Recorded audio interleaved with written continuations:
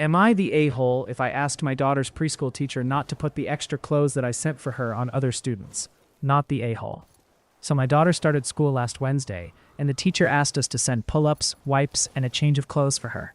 I sent quite a few pull-ups, and a brand new pack of wipes, and an outfit as requested. Only the bottoms for her outfit came back, and I saw another student from her class wearing her shirt when I went to pick her up. Now, I don't mind if the teacher needs to use some of my daughter's pull-ups for the other kids, or even some of her wipes. I'll send extra of those things if needed, because I understand what it's like to be the parent that can't provide that. However, when it comes to her clothes, I'm not okay with sharing. For starters, if they get sent home on a kid, like the shirt did, then there's a chance that the school won't get it back, and clothes are really expensive, and I can't afford to replace them like that. It all pretty much boils down to the fact that my daughter doesn't really have that many clothes to begin with, so I can't really afford for them to get ruined, or for them not to get sent back. So I'm just curious if it would make me the asshole if I talk to her teacher the next day that she goes to school and tell her that I'm not comfortable with her using her clothes for other children. AITA for refusing to give my mom my savings after she found out how much I have. 19F. I'm 19F, currently in college, and still living at home. I've been working part-time since I was 16, and I'm really strict about saving. I don't go out much, don't buy expensive stuff, and I've managed to save a decent amount, around $4,000. Last week, my mom asked me to log into my banking app to transfer money for groceries because her card wasn't working. While I was doing that, she saw my total savings. She went quiet and later that night told me that since I'm living under her roof, I should contribute more, and that it's selfish of me to hoard money while she's struggling. She asked me to give her $2,000 to help the family and said I could always earn it back. The thing is, she's not unemployed or anything. She works full-time. We're not rich, but we're not in crisis either. I already pay for my own school stuff, my phone bill, and sometimes groceries. I was saving that money in case I move out or for emergencies. When I said I wasn't comfortable giving that much, she called me ungrateful and said I'm acting like a tenant instead of a daughter. Now my relatives are saying I should help because family helps family, but I feel like she only wants it because she saw how much I had. AITA for refusing to give her half my savings.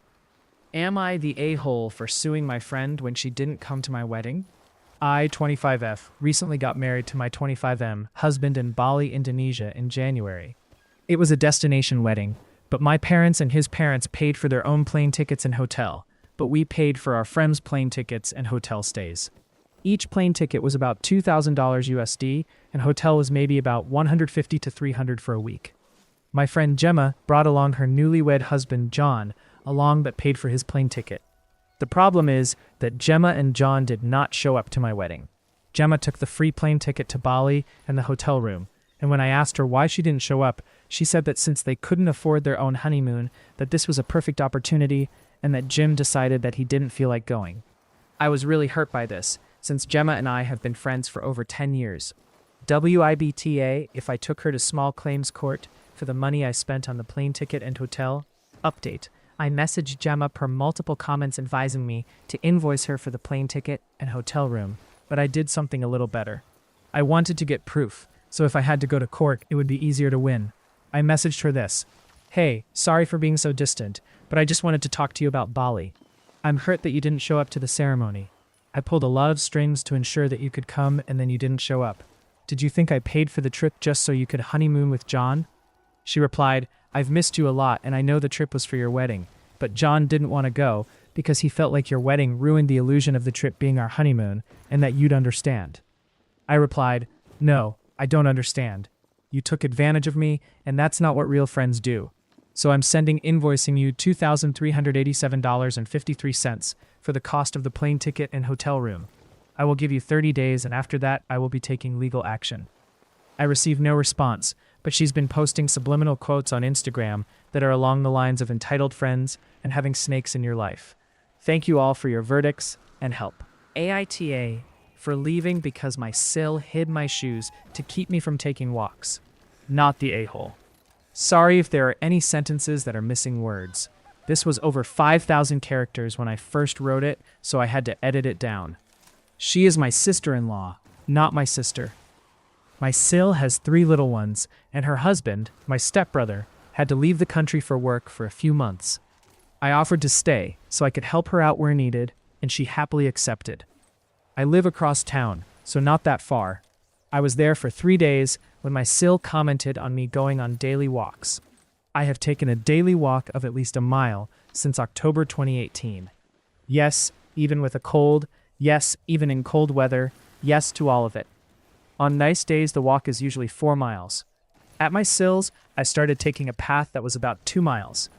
I asked if she wanted me to watch the kids while she got some exercise, and she scoffed and said she was too busy, but it must be nice. I was a little puzzled since I was offering to help, but the comments kept coming. She kept trying to poke holes. But it's not really a mile every day, right? And what would you do if you broke your foot? Would you get anxious if you couldn't take a walk? Then one morning I couldn't find my shoes. My Sil woke up an hour later. I was eating breakfast with the kids, and I asked her. She told me to go check the back door, and when I'd gotten back, she pointed at them by the door and said I must have missed them. I took my walk after telling her that her joke wasn't funny. She was annoyed when I got back and told me that she thinks I need to see a therapist over my anxiety/obsession. I told her that I do have a therapist, and she said I clearly need a new one because this one isn't helping. I asked her point blank, why does it bother her so much if I want to take a walk? She said I was supposed to be there to help her with the kids, and I'm disappearing for hours at a time. I told her that my walks take about 30 minutes, and I'm doing it while they have downtime. I put my shoes in the guest room with the rest of my things, and they were gone the next morning. I just said fuck it and packed my things and left. My Sil called me when I was on my way home and said I was overreacting and being childish, and this is why I am single and alone. I told her that I don't play these stupid games, and that I would still pick up the girls and stay until she got home from work, but that she's on her own for everything else. AITA? Edit. Okay, I did not expect to be told I'm NTA to this degree. I thought a lot more people would have arguments why I was, since it has to do with taking care of kids. AITA for making my friend pay for my Uber home after she surprised me, so I went out last night with some friends. One of them, let's call her Sarah, offered to drive since she doesn't drink and said she'd stay sober. Cool. Everything was fine until like 1 a.m. when she suddenly says she's too tired and wants to leave. I told her I was good staying and I'd just Uber home later. She kept saying she felt responsible for me and wouldn't leave without me. It honestly turned into a whole thing, and I didn't feel like arguing in the middle of the club, so I just went with her. Then, once we get to the car, she goes, actually, I'm going to go to my BF's place. It's closer. His place is like 20 mins the opposite direction from mine. She drives there, pulls into a gas station near his house, and tells me to just call a ride from there. The Uber back to my place was $25 because of surge. If she had just left me at the club like I originally said, I would have paid and not cared. But she basically forced me to leave because she felt responsible, and then dropped me off halfway so she could see her BF. So yeah, I Venmo requested her the $25. Now she's mad saying I'm ungrateful because she already gave me a ride, and my other friends think I'm being petty over $25. IDK, it's not even really about the money, it just feels weird to drag someone out and then leave them at a gas station. AITA for calling out my best friend's boyfriend at her birthday dinner for constantly joking at her expense. Thus, Lena, 28F, is my best friend, and I am 27F. Since college, we have been inseparable. We met at the University of Michigan during our freshman year, and together we overcame heartbreaks, awful roommates, and far too many late-night pizza orders. Lena began dating this guy, Mark, 30M, about a year ago. I made a sincere effort to like him at first. However, he would constantly make small remarks about Lena whenever we all got together, such as correcting her stories in the middle of sentences or making light of the fact that she was bad with money in public. I didn't find it amusing. It appeared to be disparaging. Let's go back to last month. I was invited to Lena's birthday dinner. Mark organized it. This fancy rooftop restaurant downtown is where we all first met. Everything was going smoothly up until Lena began narrating a story about a trip she had taken alone prior to their meeting.